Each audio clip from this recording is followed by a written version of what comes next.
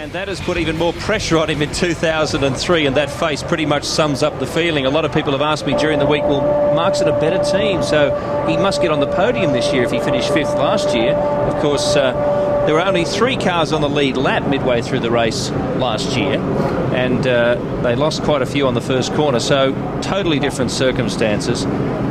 And there is the dry line. It's more than a line right now. Well, this is what all the discussions are about. What you also need to be mindful of is that, for example, at the northern end of the circuit on the approach to turn 6, there are a lot of trees, and that beneath those trees and the shadows that they cast, it's going to be quite wet.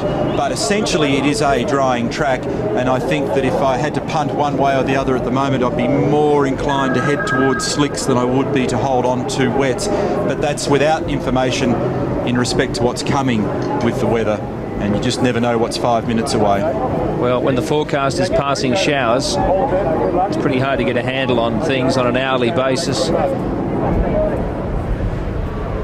Equipment on the grid there as people make their minds up about tyres. Some of the teams use dry ice to just keep the temperature down in the side pods and the radiators. Of course, Formula One car relies on airspeed to cool itself. It has no fans. 22,000 kilos of freight stacked up in those garages, all for one purpose. Guy on the left is Tony Pennell. He formerly ran PI Research, and he's now the new boss of Jaguar Racing. And Webber in discussion with his crew, including his engineer Pete Harrison, about how they'll approach this race. An atmosphere building here. Most of the fans' faces, there are Ferrari fans, of course, sprinkled through that crowd along the main straight, but most of them will have a soft spot for Mark Webber. And as we prepare for the formalities before this Australian Grand Prix, we know the race is not far away now.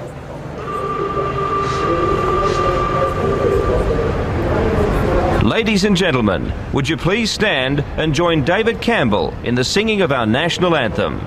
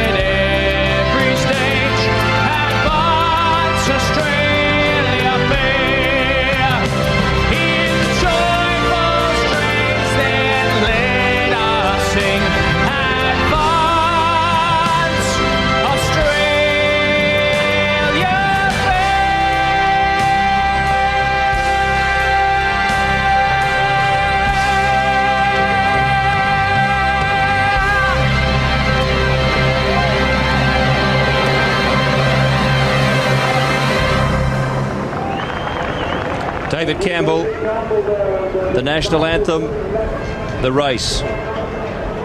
They'll be on the formation lap soon at the Foster's Australian Formula One Grand Prix. Michael Schumacher just seems to dine out on the pressure that is now soaking in on the grid. And the skies are still leaden, filled with lots of moisture, but we have no idea whether there will be rain, and if so, how much. See a great shot there of the radio and telemetry aerials on the front of the car, and to the forward of that little red stalk is a pitot tube which measures airspeed, and they reference airspeed of the car relative to wheel speed to come up with a truer figure of the velocity of the car. And Jack just looking at some paperwork there, and there'll be discussions about traction control mapping, discussions about engine mapping. There's the tyre warmers. They're starting to think about unwrapping those now. Rubens just being plugged into his hands device, head and neck support system, plugging the radios in. You can see that it sits on top of his shoulders. Some of the drivers have been complaining about the way in which it bites into them, and in fact both Rubens and Michael have made seatbelt padding adjustments to their cars since they were scrutineered. Boots cleaned. You cannot have wet shoes in a racing car, such as the pressure you apply to both pedals, and in particular the brake pedal, as we look at the Qantas 747-400 do the flyby, and one of our major partners in the presentation of this event. And most of the pedals on the cars, Nick Heidfeld for Sauber, have got little stirrups, so that because of the lateral loads on the pedals, it's very easy for your for your feet to slip left or right of those pedals, so they're stirruped to be able to keep them in position.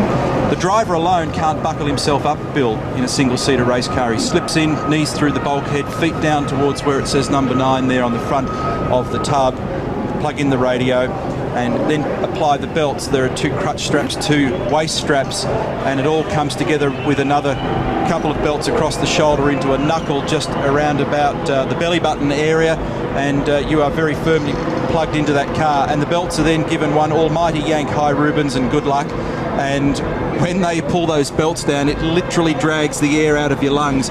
You cannot afford any body movement, and the seats are perfectly moulded to the drivers. And typically at this time of the year, in the early testing and the early races, they mess around a lot with the seats, particularly the whingers, who want 3 thou shaved off here and 2 thou shaved off there, until they get them absolutely perfect, and they are held in perfect position. Little track map up to the left-hand side there for Ralph, and the reason that's for there, he does know his way around here, folks, but it's for reference when he's discussing the track with his engineer. I've got a problem at turn 5, or the car's good under brakes in 10, but the front's touching, or whatever. Remember that with a Formula 1 car this year, you cannot make adjustments after qualifying, so they, I wouldn't say guess, but they have to choose appropriate ride heights, wing angles, fuel loads, all kinds of things before the start of qualifying, and they are now stuck with those in this race. But you can make wing adjustments when you come in for the pit stop, and in particular they're geared up to be able to make small wing adjustments on the front and the rear in a pit stop, but there's very little time, as you'd appreciate. One of the interesting aspects of a Formula 1 car and the rules this year is the weight. They must weigh, including the driver at the end of this event, no less than 600 kilograms, but it was no less than 605 yesterday for qualifying. Why? Because there are items that lose mass. For example, the tyres in the end sequence could be as much as 2 kilograms lighter. There could be at least a couple of kilograms of oil that's gone south, and probably as much as a kilo of brake pad material, not to mention what the driver may lose in fluids, as we look at Heinz-Harald Frentzen, German driver, settled and back now with Sauber, the Swiss team, for 2003. It's interesting when you subtract, Bill, the typical driver weight from the 600 odd kilograms. We look there at the circuit and the records and where the intermediate timing markers are. The marker for 1 is up into turn 6, and the marker for 2 is on the approach to turn 11. So when you see that reference come up throughout the race this afternoon, you'll know where those markers are in the track. If you subtract the weight of a driver out of the 600 odd kilogram total weight for a Formula 1 car and driver, and then you take out the engine weight, which is between about 100 kilos and 85 kilos, and then you take out the ballast, because most of these cars run ballast, interestingly enough, between about 50 and 60 kilograms. Jacques Villeneuve, 1997 World Formula 1 champion, pole sitter here twice, 96 and 7, and there's the track mapped and marked. Different teams, and that's Mark Webber's steering wheel, count the corner numbers in different ways depending on how their computers see the track and how they've calibrated the lateral loading in those computers, and Webber got a lot on his mind there at the moment. But going back to the ballast, driver 13 odd percent, engine 16 odd percent, ballast about another 10% of the total weight. When you get right back down to it, it leaves only 370 odd kilos of car and wheels and tyres and transmission and so on. And weight is such an important element of these cars. You actually wonder how they just hang together, because there are a remarkable collection of bits. To put it bluntly, the 2 Ferraris on the front row, then this surprising second row with Frentzen, the major surprise, Montoya alongside him, Panis from Toyota, Villeneuve from BAR, As I mentioned earlier, we have a number of different manufacturers in the top 6, and that was largely what the FIA, I think, was trying to achieve with these new rules, although they still had the Ferraris as that barrier. Further down the grid, Coulthard will be one to look at making a charge through the field, perhaps Webber as well, certainly Raikkonen. Cristiano D'Amato, this is a learning curve for him. I wouldn't expect too much at this stage, but he's showing encouraging speed for Toyota. Verstappen and Wilson from Minardi. Curious tactics there from Paul Stoddard's team. Yes, and we're yet to see just exactly how that's going to play out for Paul. But just back on that subject of weight, it's interesting where they place the ballast in the car. Obviously, when you look at a Formula One car, you've got this great massive engine behind the driver, and there's the driver himself. So what they do is, in order to get better weight distribution, they tend to place it just there, forward of the floor, behind the front wheels, but just at the front of the floor area and down very low to reduce the centre of gravity in the car. And it's not lead, it's tungsten. Tungsten has a specific gravity of about 18, so for a very small amount of material that you can grab in your hand, it's unbelievably heavy, and it's difficult to actually drag the stuff around. I picked some up over there the other day. We should make it clear here that yesterday when we gave you the qualifying times, Pitsonia was technically at the back of the grid, which is what we said at the time. It's actually true because Verstappen and Wilson are supposed to be starting from pit lane in this race. Minardi is starting from pit lane, and that's the price they were prepared to pay for not recording a time yesterday. Eddie Jordan leading in the cockpit there, talking to Ralph Furman, his new signing, who came out of Formula Nippon in Japan. He was champion last year. This is the Minardi team. And Ralph also did the GT Championship up in Japan and spent a little bit of time yesterday. That's Gustav Brunner with his back to us there for Panasonic Toyota. He's the technical director for that outfit, Michael Schumacher. 30 seconds now to the start of the formation lap. So already a major impact has been felt here at Albert Park by the change in rules. The light system on the gantry in front of the field is operated by computer, and off to the left there's a little starters area that's manned by Charlie Whiting, who's the race director for this race, as they all smoke them. And you can see there that the Williams of Montoya certainly wasn't using traction control or launch control for that start, as he tried to apply some real heat and warmth into those tyres, and all the crews move off to the side, and then they'll remove all of that equipment. And we are about to go racing for the first time in 2003 in Formula One. Before we go any further, I just want to say something to a good mate of all of us at home. I know you're watching Baz Barry Sheen, who was to be the Grand Marshal here this weekend at the Foster's Australian Formula One Grand Prix. He would have given anything to be here today with us. And Baz, we couldn't have got this far without your support, mate. We wish you all the best. We hope you enjoy the race. We wish you were here. We're thinking of you, buddy. Word has come through that Jordan looks like they may have been on slicks, Ferrari on wets. Remember, what we call slicks in Formula One have these 4 grooves around the circumference of the tyre. Tread depth is 2.5 mil, but the wets have got a more aggressive looking pattern. They are different front to rear. For example, in V8 supercar racing, the tyre is the tyre is the tyre. They can be any tyre in any 4 corners. In Formula One, there is a drive tyre. It's a little bit wider than the front, and there's a steer tyre at the front, and there's a perfect illustration. 1.8 metres the total width, and it's a narrower track Formula One car in recent years than in years gone by. You cast your mind back to when Formula One first came to Melbourne, and the cars at that stage had a wider track and slick tyres, and there's certainly some people in this paddock are very passionate about the notion of bringing back a slick tyre. Look at the amount of patchiness down there, Bill. That's right at the southernmost end of the racetrack, heading down towards the Fitzroy Street St Kilda end of the racetrack, the bottom end of Albert Park Lake. All the talk about fuel over 4 days, and it may well be rubber that decides the pit stops here. Or track condition. I mean, the track condition is very interesting at the moment. Normally, people would sit around and nervously discuss the options of whether or not they change any settings on the car for these awkward conditions. Maybe make a little adjustment to the shock absorber or the spring or preload or whatever. Can't do that anymore. They've got to go with what they qualified with. They're running out of time at Minardi in the garage as the other cars are on their siding lap. They have Verstappen's car fired up now. They did fail in an earlier attempt, and so Jos Verstappen will be able to emerge from the garage into pit lane. An unusual start to this year's Grand Prix. Ford engine in those cars this year, a Cosworth engine. Last year used Asia Tech to propel Mark Webber to 5th, and he told me something the other day when I spoke with him before the race weekend, that when they went to refire that engine of his after the race last year, it wouldn't start, it was destroyed. Can you believe that? Well, Verstappen's in pit lane. Wilson has been allowed to start from the back of the grid. Michael Schumacher on the right of your screen this year. He was on the left last year. The positions have been reversed. Rubens Barrichello. Raikkonen's in the pit. Raikkonen is in the pit, and there'll be an interesting story attached to that. Well, they have movement sensors under the cars prior to the start to make sure that they do not move. We are ready to go Formula One racing for 2003. Waiting for the lights. 4, 3, 2, 1.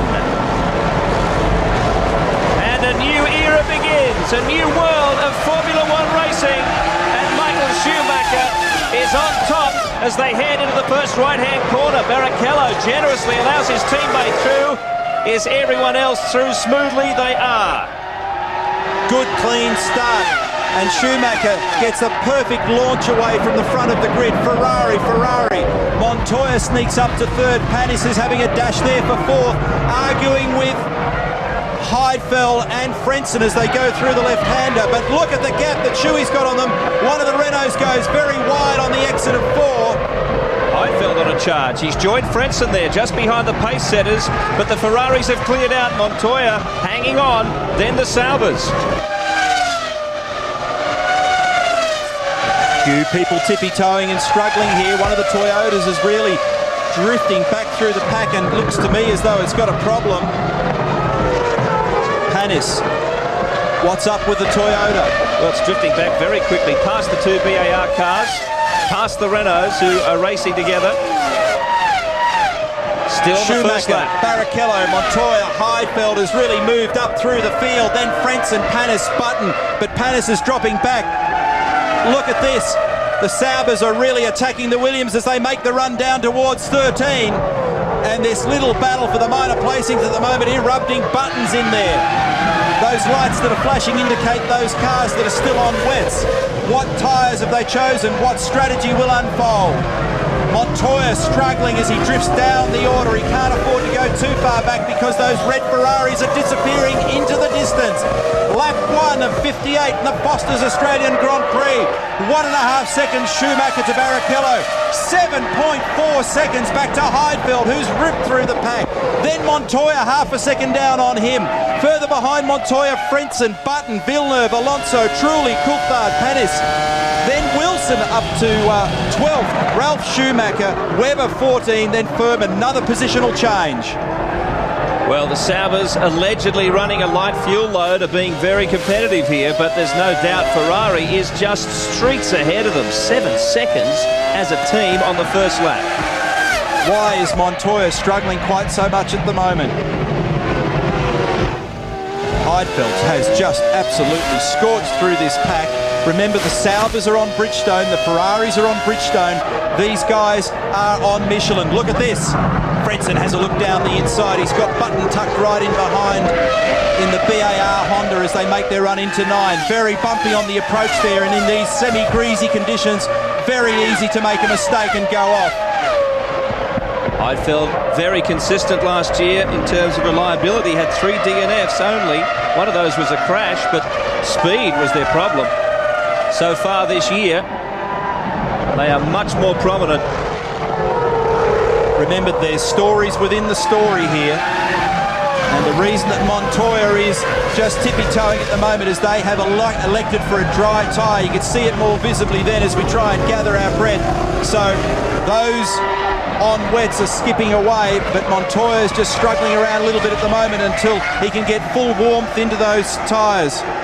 Coulthard coming in this lap. Montoya down the inside, being attacked at the moment. You can see the 4 grooves on those tyres. Barrichello's edging a little closer to Michael at the front of this field. Coulthard has entered pit lane, and there's your top 10. Panis, then Schumacher, Webber 12th. See the earthing strap underneath the car there, and they make a tyre change. That's a dry tyre. In-gear signal, launch and go. 7.2 seconds stationary for Coulthard. This will be exciting. How much can he rip into this field with the tyre advantage? Schumacher, Barrichello, Montoya, Heidfeld, Frentzen, Button, Villeneuve, Trulli, Wilson up to 9th, and then Panis. And Minardi would have delayed their exit decision based on what they wanted to do with rubber. That's what that'll be all about. This is the group right up against the wall. Just behind the top 3.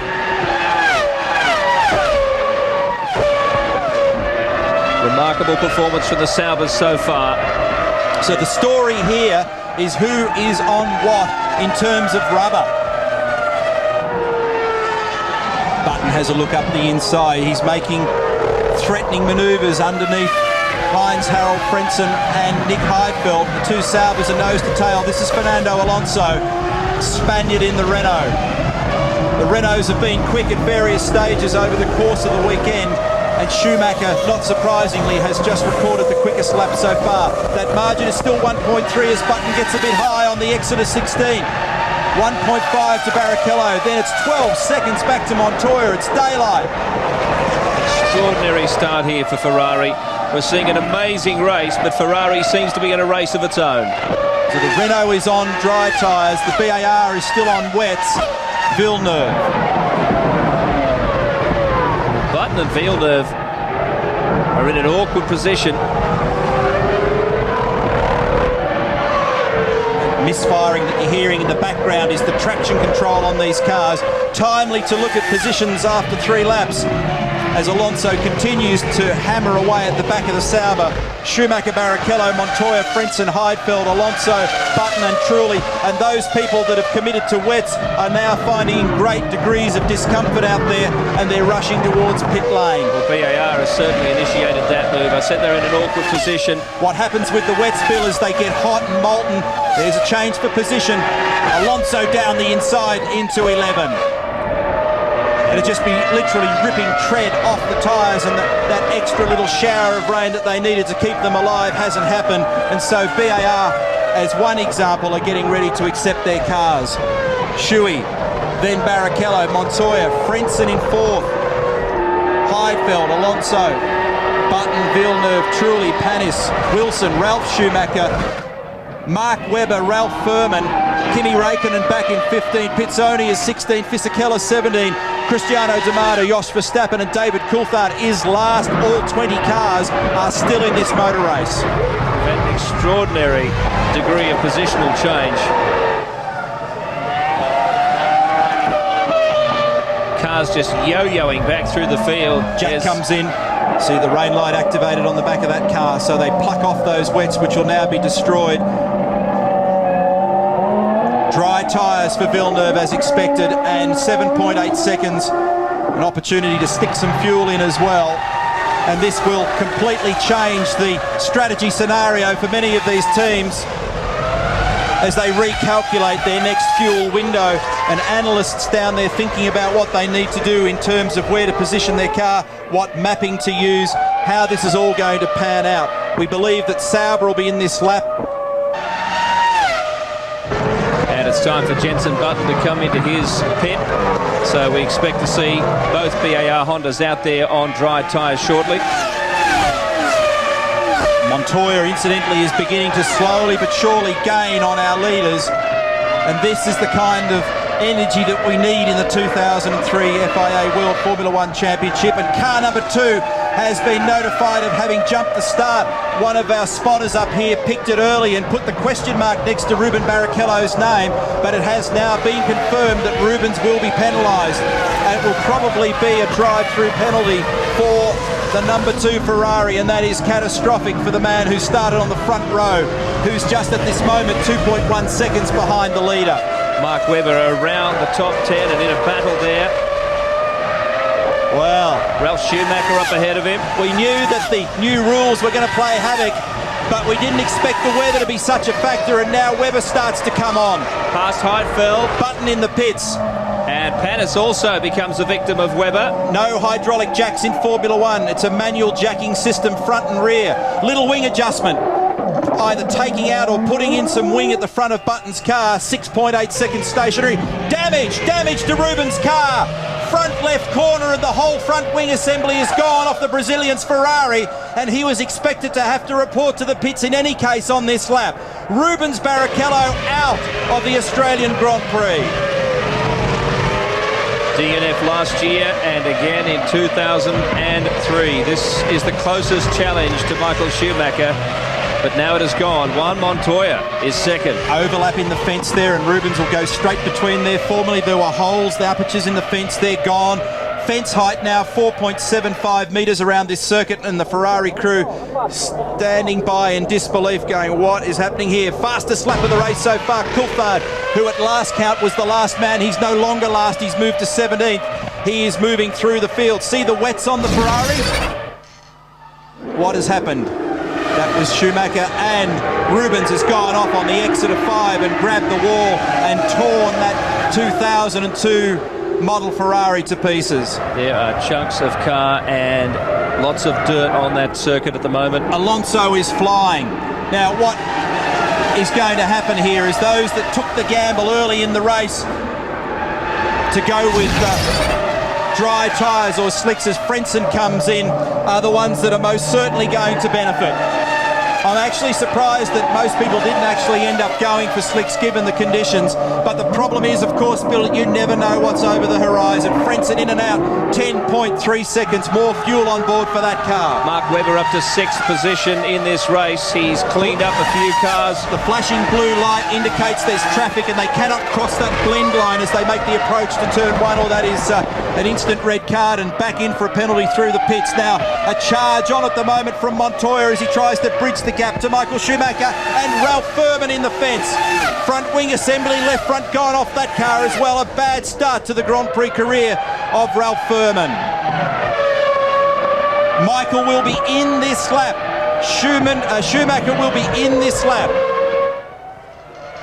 It is all happening around this circuit. Yellow flag being waved there at the moment.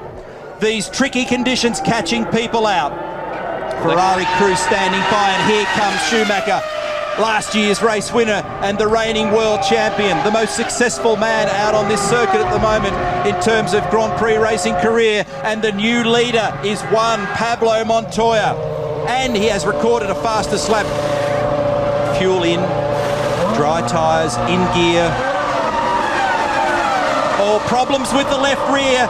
Slow stop for Schumacher. This is catastrophic. Very, very slow. Now ready and gone. 14.2 seconds. They did not need that. That is most unusual. About twice the time that they should normally take for a stop like that. Montoya, the leader from Alonso. Jarno Trulli. The Renaults are still out there, or at least one of them. Now Alonso's coming to the pits. No, Alonso fastest lap. That's one of the Saubers. So Montoya, the leader. Alonso's on a charge at the moment. This is a great motor race, folks. We've got the fastest Ferrari buried in the pack a little bit, and Schumacher's got to do some work to untie that little mess. So Ross Brawn, Chris Dyer, those people behind Michael will be sitting around scratching their heads, coming up with a strategy now as the segments of this race unfold, trying to get him back in the game, and one of the Toyotas is off. It's Cristiano Damata, off and out of the business. Tough day for the rookies. Webber up to 5th place ahead of Panis. Now the only Toyota left in the race. Ralph Furman goes off in the same spot that Rubens went off on the exit of turn 5, and that has claimed a number of cars over the course of this weekend in various categories, and the safety car will be deployed. Debris all over the circuit. This car needs to be removed. So does the car of Rubens Barrichello. What a start to the Foster's Australian Grand Prix. Schumacher rejoined the race after his pit stop in 8th position. Now the safety car's out. It'll be interesting to see how he tries to carve his way through this field. Montoya, Alonso, Trulli, they're your top 3, and we'll be back.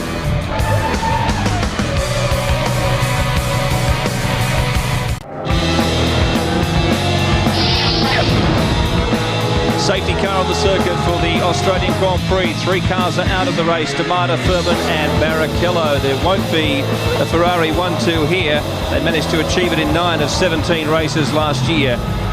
The top 6 have not yet taken to the pits. Montoya, Alonso, Trulli, Schumacher, Webber and Raikkonen. This is the replay of DeMata going off, got on the dirty side of the road, locked the rear brakes and ended up down there in the kitty litter, and that car's now been lifted clear, and that is turn 3.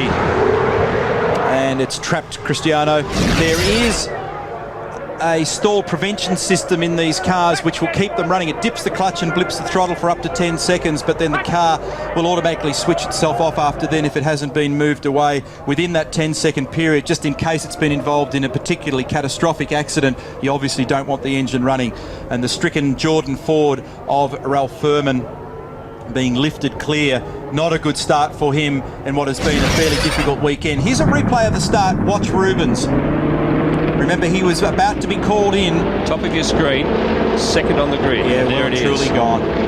Not even close. Absolutely no argument about that one. It's academic, though, because... well, you didn't need the movement sensors to explain that situation. Boy, there was a lot going on there, Bill, in those opening few laps, trying to work out who was on slicks, trying to work out who was on dries, people struggling, people charging. It was all happening. Many different positional changes. And we should actually just take a breath and think about what we're now left with and what this means. This is a huge bonus for Schumacher and Coulthard, for example, who've got now a field compression bonus out of this. And this is the order: Montoya, Alonso, Trulli, so the Renault's beautifully positioned. Ralph Schumacher's got himself out of jail. Mark Webber up to P5. Kimi Raikkonen, Michael Schumacher and David Coulthard, Jack Villeneuve, Olivier Panis, Jenson Button, Heinz-Harald Frentzen, Giancarlo Fisichella, Jos Verstappen 14, Pizzonia and Heidfeld 15 and 16. Then Justin Wilson and the other 3 cars, DeMata, Furman and Barrichello, all out of this motor race, and I understand that Alonso is actually coming in shortly. They're all queued up behind the Mercedes safety car driven by Bernd Maylander at the moment, who's had this role for quite some time. In excess of 1,000 officials here representing the best in Australian motor racing officialdom around the Albert Park Grand Prix course, which takes about 7 odd weeks to build. I think there's about 1,500 people involved in building this complex. It takes a further 3 weeks to disassemble it, and here, as predicted, comes Alonso, and he has stretched those wets as far as they dare go. Just look at them, they're all ripped and torn, Bill. They look like they're fretting badly, and on go the slicks. That crew was actually waiting before we had the safety car out on the circuit. Taking the opportunity to put lots of fuel in that car for a long mid-segment in the race. 10.9 seconds and 12.1 litres per second is the refuelling rate, although they don't get that because by the time they couple and the flow rate starts, then they switch off and uncouple. You don't quite get that kind of fueling rate. We know that for every 10 kilograms of fuel in one of these cars, you can add about 3 to 4 tenths of a second per lap in lap time. So expect Alonso to be out there for quite some while, and 10 odd second fuel stop. I'm going to crunch the numbers shortly, and I'll have a look and see what that might do for us later in the race in terms of the Renault. And of course that'll depend on whether or not other things come into it, like for example safety cars. So Michael Schumacher elevated by that pit stop further up the order to 6th place ahead of Coulthard, and they are in arguably the best position, given that the cars ahead of them must come into the pits at some stage.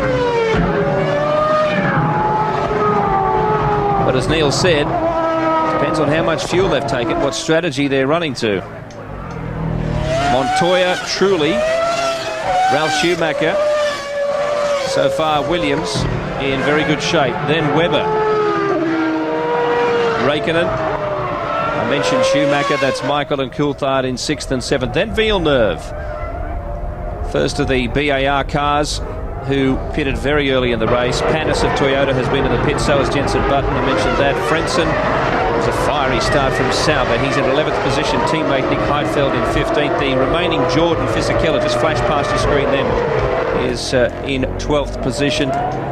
Just got the calculator smoking here at the moment, Bill, and I reckon you will see about a 36-lap segment out of Alonso based on about a 90-kilogram fuel load for that car, depending on what the actual fuel rate was.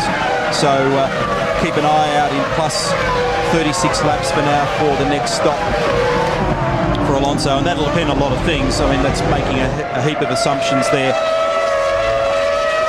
Track drying out considerably now, and the clouds are breaking up above Albert Park. And we go racing once again. Lap 11 of 58 for the Foster's Australian Grand Prix, Montoya. And look down the inside as Kimi Räikkönen makes a good move on Webber. Positional change, moves into fourth position, and Webber just caught out a little as Schumacher makes a move as well. Schumacher down the inside, also grabbing Webber on the way through. And next in the queue is David Coulthard, so Webber will be under pressure already. So the Jaguar getting swamped in the opening couple of corners while tyre temperatures and pressures normalise in all these cars, and Webber's standing lap speed not super quick just at the moment. Is that a Michelin issue, or is that a car setup issue?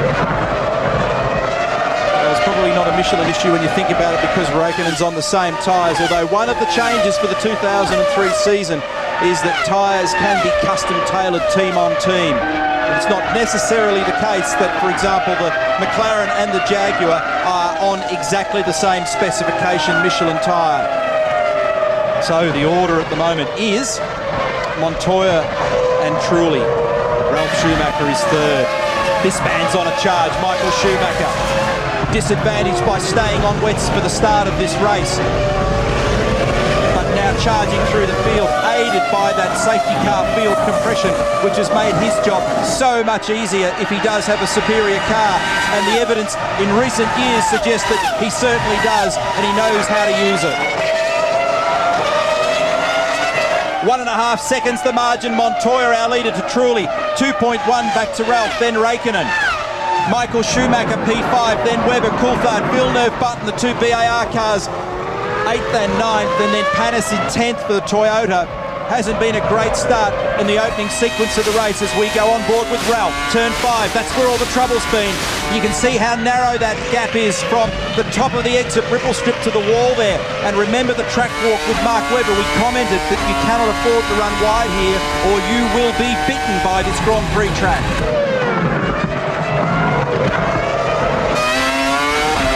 Great onboard shot with Ralf. In position 3, sweating on Trulli, and closing, I might mention, the run to 11. Fastest corner on the track, 220 kilometres per hour. Exit 12, 210 kilometres per hour. Up to 7th gear, very briefly down the end here, 310 kilometres per hour. Dives down under brakes and closes the gap on the Renault. But a problem here, dirty air from the car in front. Huge turbulence, buffeting, you feel it with your helmet, it's uncomfortable. The car understeers, it can be a bit of a dog unless you've got a really superior car, and at the moment Schumacher looks like he's got good pace.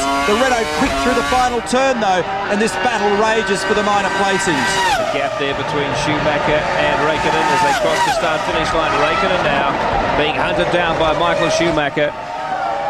Webber in the distance, holding his position from David Coulthard. Montoya's recorded fastest lap 29.4 as the fuel burns away on that Williams. Räikkönen, the 17D McLaren, Mercedes powered. Ralf Schumacher chasing down the Renault at the moment. And the Renault seems much improved from what was all the talk about the off-season form of those guys not having enough horsepower with that RS23 engine. That is certainly not the case, it seems, at the moment. But the problem in choosing and picking about who has and who doesn't have grunt, it all depends on wings and wing angle and aero efficiency with these cars. There's the gap. Montoya, Trulli, Ralf Schumacher, Kimi Räikkönen, Michael Schumacher, Webber, Coulthard, Villeneuve, Button, Panis, top 10. One more position and Michael will be closing in on his brother Ralf. But a great battle here up the front of the field. Well, we are seeing a tremendous battle here from a variety of different tyre, engine and chassis manufacturers, drivers of different nationalities, but these cars all line astern. It's a Renault being chased and vigorously chased by a Williams BMW, and then a McLaren Mercedes, followed in turn by a Ferrari, and then a Jaguar, followed by in turn another McLaren Mercedes. The biggest, the best manufacturers in the world showing all of their technology in the ultimate performance showcase. Montoya faster again, responds to the pressure, 1:28.6 on lap 14. They are starting to creep into the kinds of speeds that we saw on the Friday qualifying. Clean air too for Juan Montoya. This battle here is counterproductive. Truly is becoming a handy buffer between Juan and the rest of the field. And Webber's sticking with them now. Once the tyre temperatures and pressures normalised in the Jaguar, Webber is able to get some rhythm back, and he's staying with them. He's in fact the second fastest man out there at the moment. I'll try it in English. Well, he shook off Coulthard. Listen to this.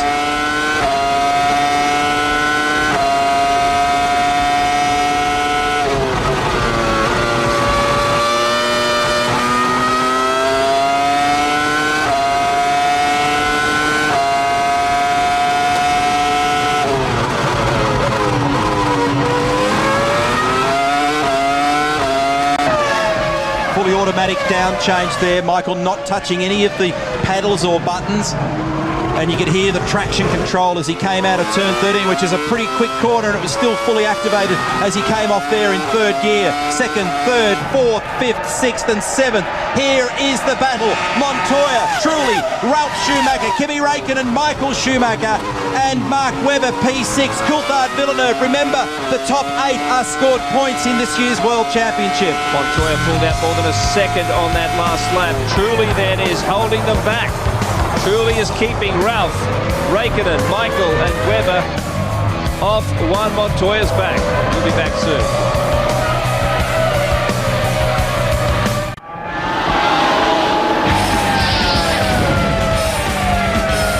"16 laps down and Juan Montoya with a near 7-second gap on Jarno Trulli. But what a compression behind Jarno Trulli. Ralf Schumacher behind him, Kimi Räikkönen, and the safety car will come out because... And Trulli's coming in. They're taking the opportunity with Ralf as well to make a stop. And this is all about some bad news, folks, because Mark Webber is out of the Australian Grand Prix. Montoya comes in too. Webber has a rear suspension failure on the Jaguar, and the car is stricken on the exit of turn number 12 after having showed some tremendous speed in that car, and a quick stop, and a problem here for Ralf getting in because obviously some congestion in the Williams pit.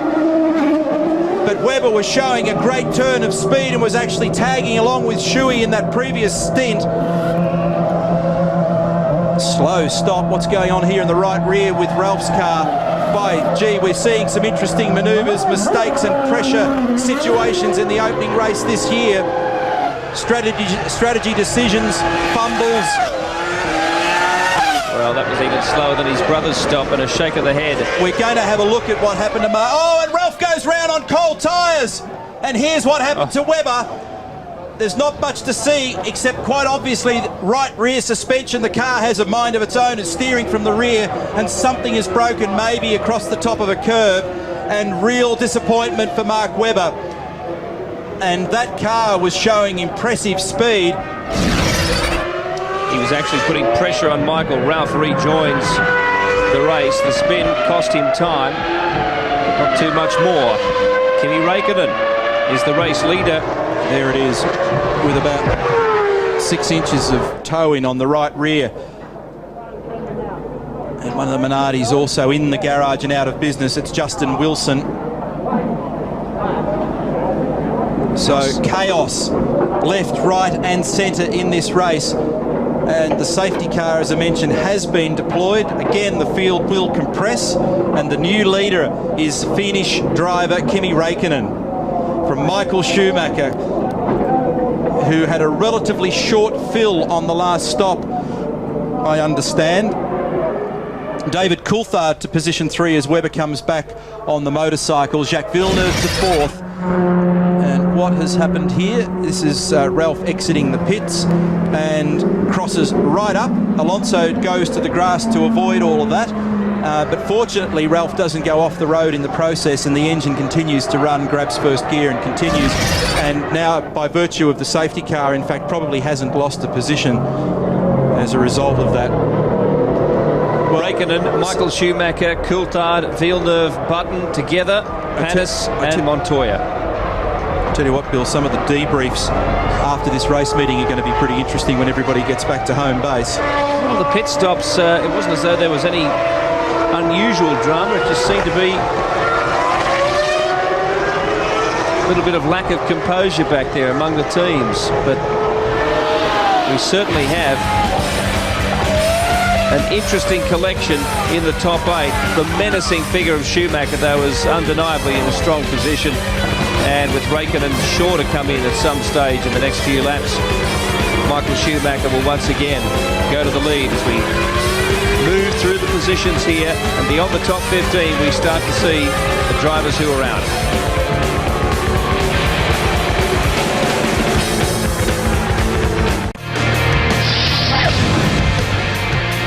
Nearly a third of race distance down now. We're on lap 19 and the safety car still leads the field. The restart will be something else. Raikkonen must surely pit soon. Michael Schumacher, will he attack him on the resumption, or will he wait for a chance to pounce when Raikkonen does pit? As they take Webber's car away, I think we've got his dad down in pit lane. Alan, some tough news for the team. It sounds as though it's a suspension failure. Yes, it looked like that. So anyway, he's okay. Move on to the next one.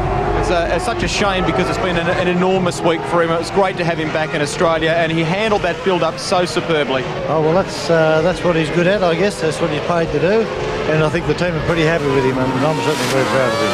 Hope for better luck at the next round. Thanks, Nats. Okay, all the best. There's no doubt he was in a decent position on the track when that happened. He was giving Schumacher a run. Now, the interesting thing in all this, Bill, when you try and get your head around what's been going on at 1,000,000 miles an hour, is that at some stage, if we consider that McLaren probably configured Kimi's car for a two-stop strategy prior to the start of the race, he would be beginning to get quite close to his first stop, remembering that at this point he has not stopped and we are working lap 19. And if you're going to turn it into a typical three-segment, two-stop race, a stop somewhere around lap 20 to 25 is likely to be in order. The problem for him is that all this safety car compression really means that gives him grief now when he stops, because he has to go way down in the order of the field because they've all ended up nose to tail. Now, on that subject, we saw Ralf Schumacher come in earlier, and I'll show you just how costly that can be when you have a slow stop and a safety car simultaneously. Ralph is now last. He's 15. Same thing happened to Alonso. Correct. They were preparing to take him. But at least last isn't that far from the leader in physical gap terms as they get ready to go racing once again. Michael has made a stop. DC has made one stop. These guys are going to battle for the lead of the Foster's Australian Grand Prix.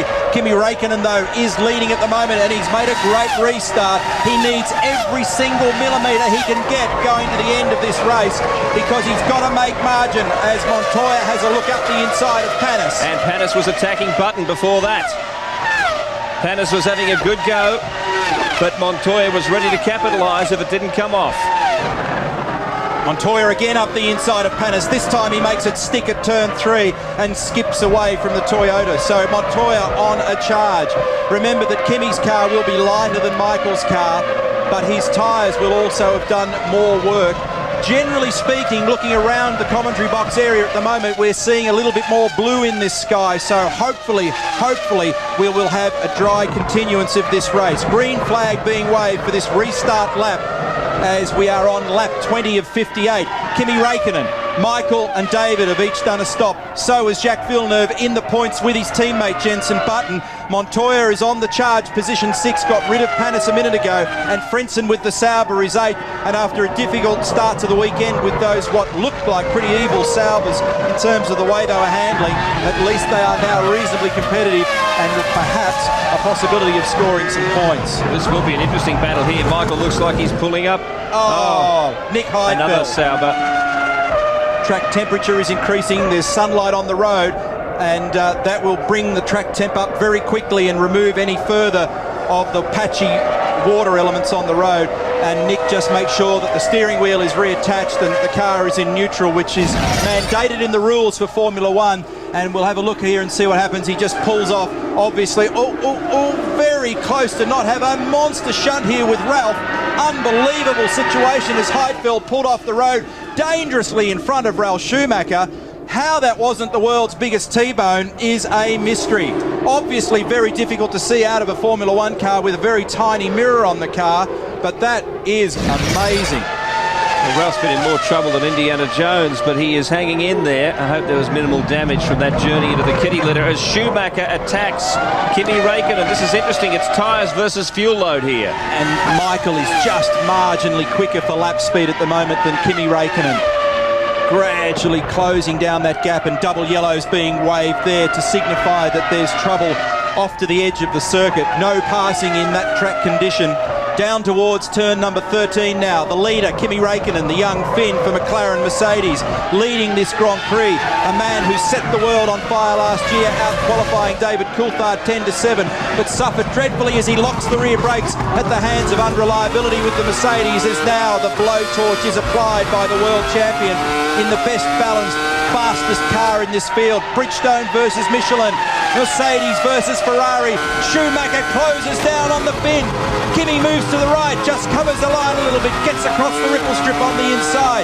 Second, third, fourth, fifth, sixth, seventh gear up to turn 3. Schumacher is fastest in the second sector of the track. A little lock up there from Räikkönen, the pressure telling. He's starting to rattle under pressure. He's beginning to flap. And a real tank slapper then for Räikkönen as he came into the braking area for 3, got offline, and that was because he was on the dirty side of the road, less grip available. Michael sits there and probably smiles wryly as he just sits on perfect line and gets maximum stopping performance out of the Ferrari in the best part of the road. Curiously, Montoya also very quick. He's hunting his way through the field, back in 6th place. If McLaren and Mercedes can give this guy just a fractionally better motor car, and that is very possible as this year unfolds because we've not yet seen the 2003 McLaren, then he is certainly going to be one guy to watch in this battle with Ferrari for this year's World Championship. Heidfeld, Wilson, Webber, D'Amata, Furman, Barrichello out of the race, but here is the battle for the lead. Both these guys on the podium here last year. Michael stood in the middle and Kimi was off to the side in position 3 and fighting for all he's worth at the moment. But remember, in terms of the net position of this motor race, unless they started with a very, very heavy fuel load, and that's probably unlikely, then Kimi is going to have to take a stop at some point. Lap 23 of 58, Räikkönen, Schumacher. The unfortunate part for Räikkönen is he really would like to build a lead before he makes that pit stop, but it simply isn't going to happen. Michael Schumacher is either going to take it from him or be in perfect position to capitalise when the stop comes. That's the gap to Coulthard, so that's 3rd position. You can see there is David Coulthard coming into picture, and he has got away from Villeneuve and Button, the BAR cars, and they're just in front of Juan Montoya. Remember that Räikkönen yesterday was on target for a top 5 or top 6 grid position had it not been for that turn 12 exit problem. In fact, it was right through 11 and 12. And that would tend to suggest that the car was fueled around a 2-stop strategy, but who knows? Maybe, as I said before, they could have started this car with a longer fuel load to get through a longer first segment of the race. You have to go back to Silverstone last year when BAR was heavily in the points with both cars. On that day it was Panis and Villeneuve. Villeneuve in front of Panis at the end, but nevertheless they scored very few other points for the entire season. And this year it's been a much better start for them if they can stay in that top 5. Alternative race lines for these two at turn 15 as Michael sacrifices track and Räikkönen uses everything he's got. And he's just staying right in the slipstream, has a look, has a think, thinking down the road about what he may or may not be able to achieve with the Ferrari. But Räikkönen holding up to the pressure now. Had a couple of scrambled moments there before, but now has the car settled down and straight on race line on the approach to 3 and out the other side. This is a tremendous battle between 1st and 2nd in this 58-lap event. Räikkönen. These two have still got a margin over Coulthard. One of the anointed ones, Kimi Räikkönen.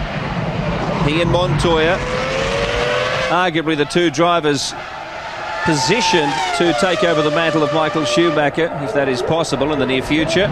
Let's hear from Mark Webber. I believe we've caught up with him in the pits.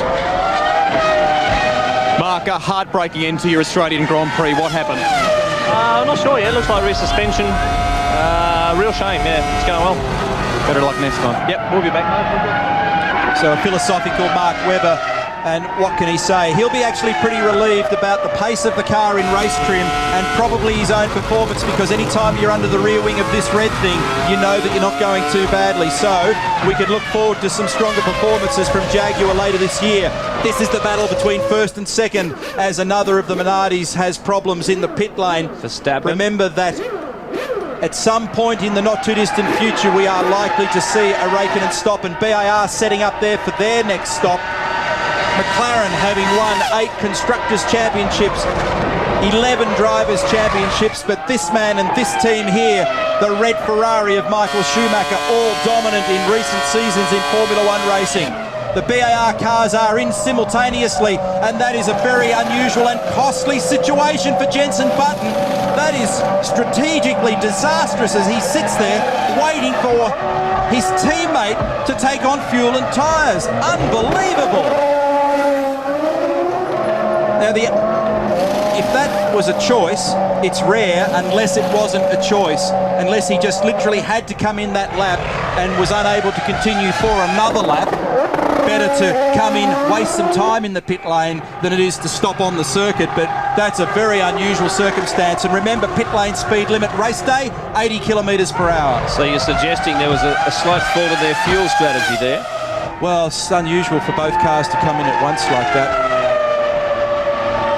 Back out on the circuit, Raikkonen still defending his position. We understand that there was a communications mix-up. It was a mistake that both cars came in there at the same time. It was a mistake, all right. And like I said before, some of the post-race debriefings are going to be as exciting as the motor race. The pressure is telling here, absolutely.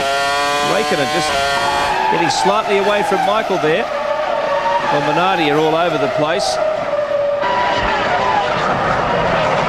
So Raikkonen holding the gap out to lap 26. Car had more fuel in it than we thought.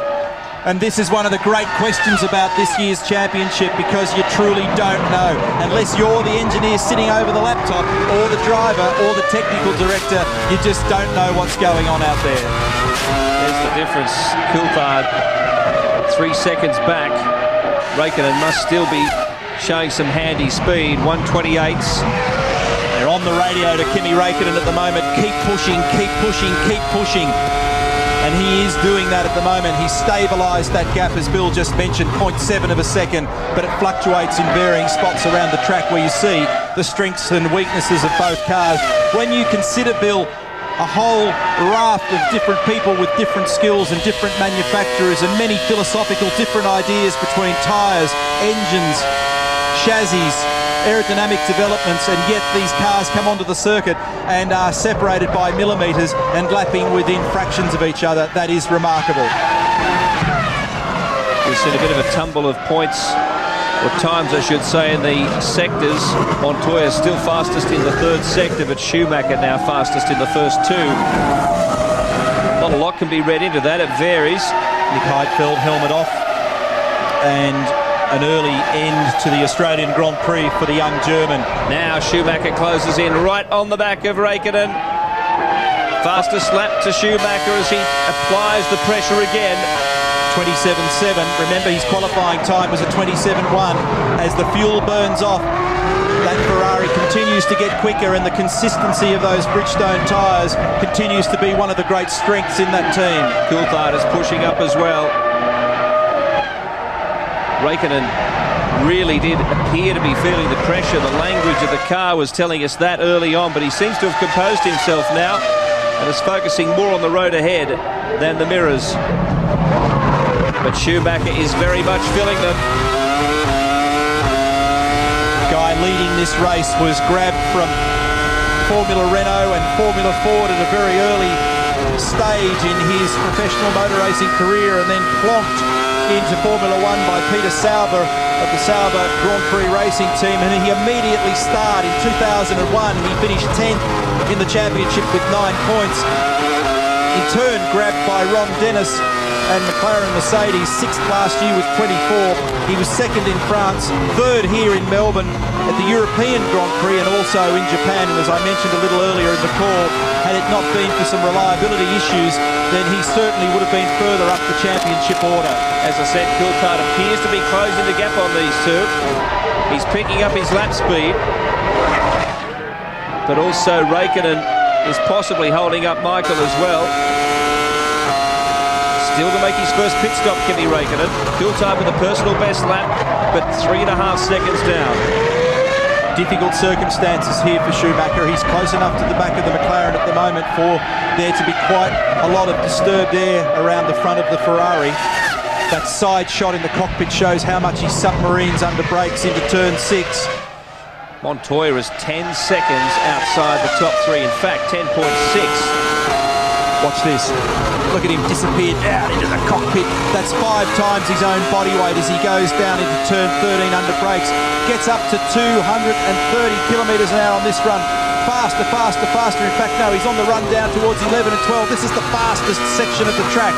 11, 12, 3.5 times his body weight through there. Such is the lateral force on the car. Up to 7th gear.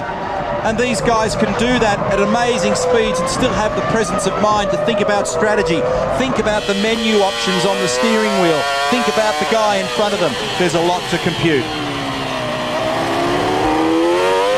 Schumacher still closing in on Raikkonen as he's in the pits, Michael Schumacher. Michael is the one that peeled off first, so this is a turnaround. So the prediction that it may be in fact Raikkonen that came in early is in fact wrong. It's Michael who had that short fill on that last stop.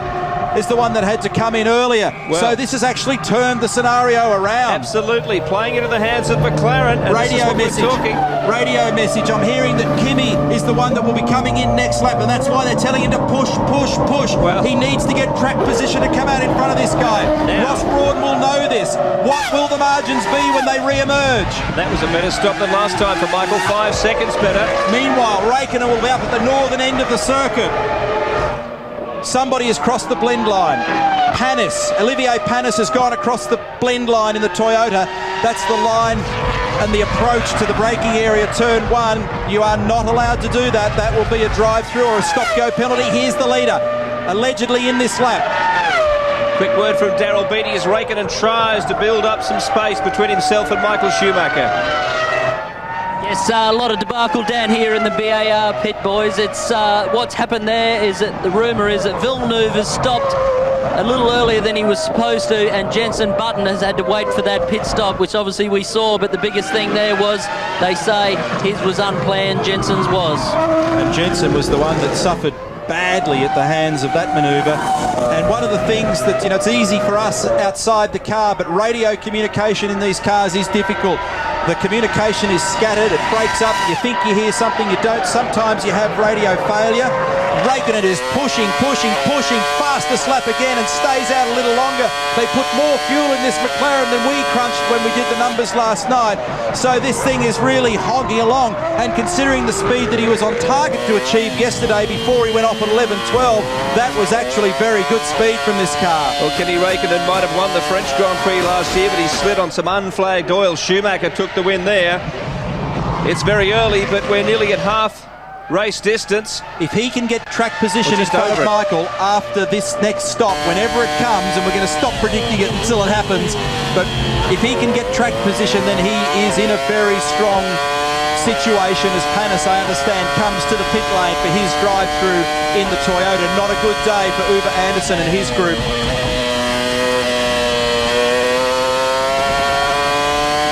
So much talk before the race about the strategic decisions as Panis comes out of the pits. This is the order: Raikkonen, Coulthard is second. For such an experienced driver, that's a real no-no for Olivier. He's done a lot of Grand Prix racing, and it dates back to as far as 1994 as we go with the leader who stays out again. He's building up time. Push, oversteer onto the main straight, and Raikkonen's driving this thing every lap as though it's a qualifying lap. Absolutely wringing the neck of the McLaren Mercedes, and Pizzonia goes off in the Jaguar. Schumacher is 31 seconds behind Raikkonen. Will that be enough? including the time it takes to go down pit lane and then make your stop. Will it be enough? Will Schumacher run into traffic? Fisichella's ahead of him, and then Frentzen further up, and then you're into the top three. Well, it has certainly been a very exciting start to the World Championship this year. Uncertainty related to the new rules, strategy certainly playing a part in the outcome, pressure, making mistakes, people getting in strife in the pits and on the track with the one-lap qualifying on board again with Kimi Raikkonen exiting 10 down towards the fast sequence heading south. Another Minardi in for what has been a pretty tough day for those guys so far. Well, Wilson was officially retired, but they kept pulling it in and out of the garage. It looked like they were trying to rejoin the race, but the Stappert has stayed out there and trundled around. And this is him. So, McLaren 1 and 2. Montoya, meanwhile, we've not seen a lot of him, just rocking along in third. We're with the leader again, who stays out. This thing must have more fuel in it than a long-range 747. Frentzen in fourth. Fisichella, Michael Schumacher in sixth after that stop. And now McLaren set up. He is 27-7. And Coulthard will be the first one in, who came in position 2. Critical stop for this team. Brand new Michelin slicks. Build the revs, grab first gear, get the last bit of fuel in. It's a longer stop. Dangerous conditions to work in at 11.2 seconds for David Coulthard. Blue flashing light warning of traffic. Don't cross the blend line as he goes down towards turn number 1. As we go back with his teammate on the approach to turn 9. And flags being displayed there for the car that's off to the left. And Michael Schumacher 33.7 seconds behind Raikkonen. That's their track position. Let's see what happens to Raikkonen. Well, but for a small mistake when Schumacher was really getting close to the back of this car when Kimi locked the rear brakes briefly. We're seeing a wonderful display from the Finn. In between them, Montoya, Frentzen, Fisichella and Coulthard. Well, Coulthard just came out. And a good stop from David Coulthard there. We'll check he's in. Finally, Raikkonen joins the pits. First stop. Flat out through this section, but when he gets to the white line, 80 kilometres per hour. Pit lane speed limiter must be activated. This stop is critical to the outcome of the race, you'd think, Neil. Earth straps on the ground. Up goes the mechanical jack. Foot on the brake so the wheels don't turn during the stop. The wheels are torqued. In gear first. Fuel in. Gone. Raikkonen 11.9, a similar fuel load to David Coulthard. Watching the blend line is the message, and rejoins probably just in front of the Sauber, and there is Schumacher. He's out in front of Schumacher, and that's the important thing. This will be a battle now. Fresh tyres, more fuel. Raikkonen versus Schumacher once again. Montoya has the race lead. Fisichella is pitting. He's further down the order, though. Jordan. Fisichella, problems. Now we know that the McLarens can most certainly get to the end, according to our analysts, but we're still question marking the Ferrari. What a day. So the order at the moment, Montoya. Where do they figure in this game as we speak? Montoya is the race leader, but we haven't been able to really track Williams' strategy. This is Michael out there in pursuit of Raikkonen. In between them is Frentzen, but up ahead leading the race is Juan Montoya. He'll come back to the Australian Grand Prix with 25 laps to go.